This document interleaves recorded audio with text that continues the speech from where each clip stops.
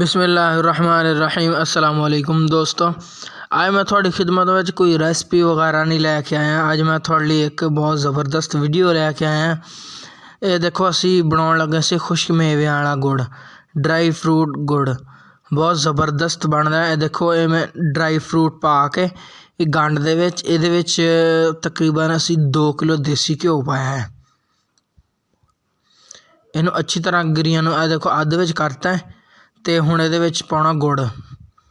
बिस्मिल्लाहिर्रहमानिर्रहीम। देखो माशाल्लाह ये गुड़ पा के इनू अच्छी तरह हिलाउणा है।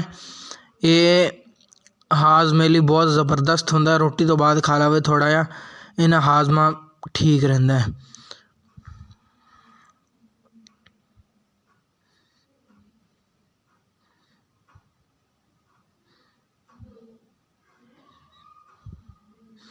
इन्हू अच्छी तरह हुण मिक्स करना है।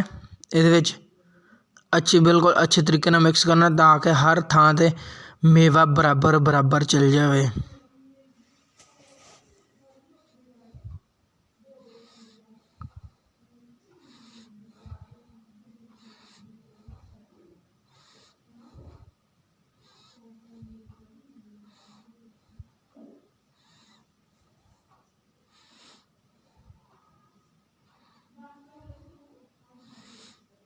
ਇਹ देखो ਇਹ तकरीबन ਹੁਣ ਇਹਨੂੰ ਸਿੱਧਾ कर देना।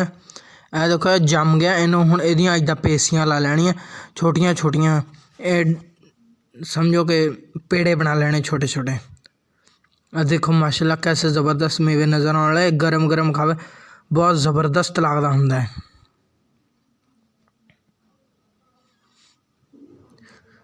देखो माशाल्लाह बच्चे भी इत्थे बहुत कट्ठे होए खाण लई, कहंदे सानू ही दो। उम्मीद करदा है वीडियो तुहानू पसंद आई होनी है। ते चैनल ते नवें आ चैनल नू सबसक्राइब कर लो, नाल घंटी दे बटन नू नप दिओ ताकि आउण वाली लेटेस्ट वीडियो तुहानू टाइम ते मिल जावे। असी ए देखो माशाल्लाह असी इसे गुड़ नाल हुण इंजॉय करदे आ। ते हुण मैनू बहुत बहुत दुआवां दे नाल मैनू दो इजाज़त। अल्लाह हाफिज़।